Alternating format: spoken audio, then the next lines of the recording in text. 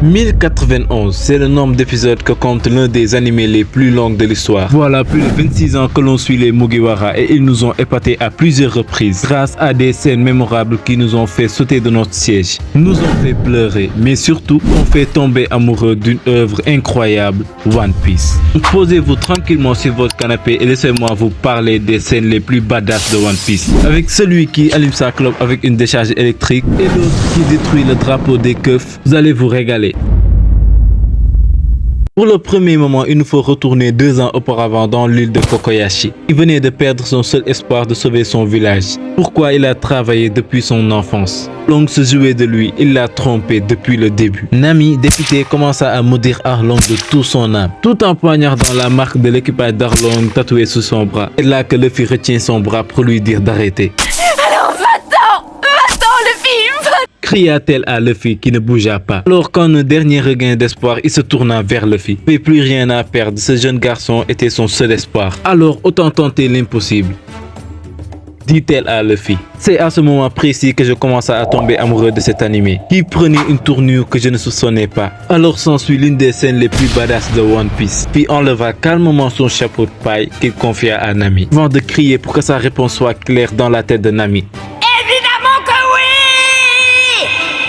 S'ensuivit un OST incroyable avec Zoro, Sanji et Usopp prêts à aller se battre contre Arlong avec une pose légendaire. Arlong et l'équipage des hommes poissons n'ont pas bien se tenir. Si cette scène m'a fait sauter d'excitation, ce prochain moment me fera pleurer. Tellement ça m'a ému. Peut-être que c'est moi qui suis trop sensible, mais cette scène est incroyable et c'est sa symbolique qui m'a fait flancher. Après le capitaine, c'est le tour du second d'entrer en scène. Après la bataille contre le Shichibukai Moria, notre protagoniste et plus précisément Luffy était fatigué, pouvait plus bouger et c'est là que notre grand corsaire, Bartholoméo Kuma le GOAT arrive alors que ces derniers venaient tout juste d'en finir avec un Shichibukai. Pour tester sa loyauté, ce dernier dit à Zoro que grâce à son fruit du coussinet, il avait regroupé toute la douleur de Luffy. S'il le prenait, il va sûrement mourir et pour le lui prouver, il lui donna un échantillon de la bulle. Il fit tordre de douleur à Zoro alors que ce n'était qu'une petite échantillon. Et Zoro le sait, il est le second de l'équipage de celui qui sera le roi des pirates. Le capitaine doit se reposer sur lui. Alors s'il n'est pas capable d'endurer la douleur de son capitaine, cela veut dire qu'il n'est pas digne d'être le second du roi des pirates.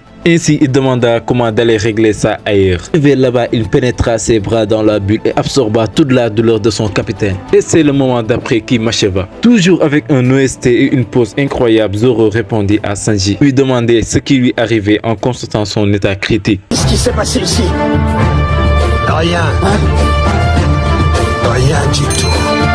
Il ne s'est rien passé. Après le second, c'est au tour du cuisinier de l'équipage d'entrer en scène. Cette scène, c'est une pure masterclass. Ener était sur le point de lancer une énorme décharge sur Usopp. Ça y est, c'était fini, il n'avait aucune chance de s'en sortir. Soudain, quelqu'un poussa Usopp vers Nami et s'interposa, prenant la décharge de plein fouet. C'était Sanji qui, après avoir encaissé l'énorme décharge d'Ener, sortit sa clope avec une telle classe et dit à Ener. Je voulais justement te demander si par hasard tu avais du feu.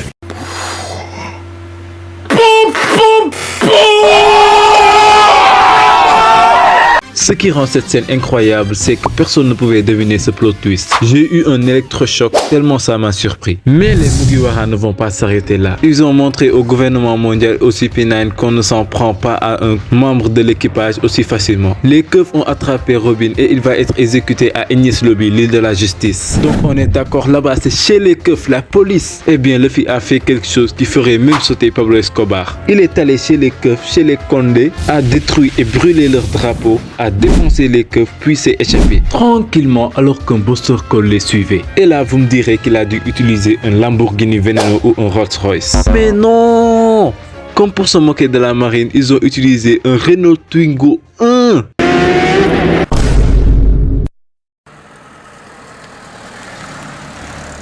Oui, le mairie, soyons logiques, c'est un Renault Twingo 1, mais on l'adore quand même. C'est un vrai membre de l'équipage et la scène où il a été brûlé m'a vraiment ému. Le mairie fut même à l'origine d'une grosse dispute entre Mugiwara.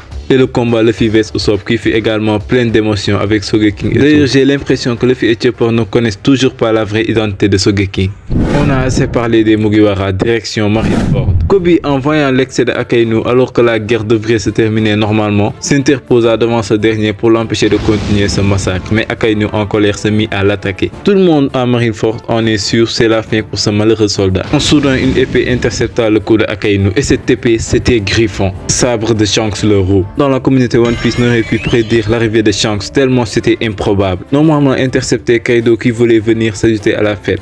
Il dit: bon les gars, c'est moi le boss, voilà, cette guerre c'est fini. Remballez vos affaires ou je vous démonte vite fait. Sérieux, il a dit ça mot pour mot. Allez regarder l'épisode une deuxième fois pour voir. Sans oublier le coup de pression énorme qu'a mis Ben Beckman à Kizaru. Barbe Noire s'est détalé et Sengoku a décidé d'arrêter la guerre parce que Shanks le demandait. Et c'est comme ça que Shanks le roux arrêta à sa seule présence la bataille la plus énorme de One Piece à ce jour, Marineford. Voilà, j'en ai donné 5 mais il y en a plein d'autres. Donc à 50 likes, je vous donne une partie 2. Alors pouce bleu si vous avez aimé. C'est important pour moi et ça ne vous prend qu'une seule seconde. Allez, Jana!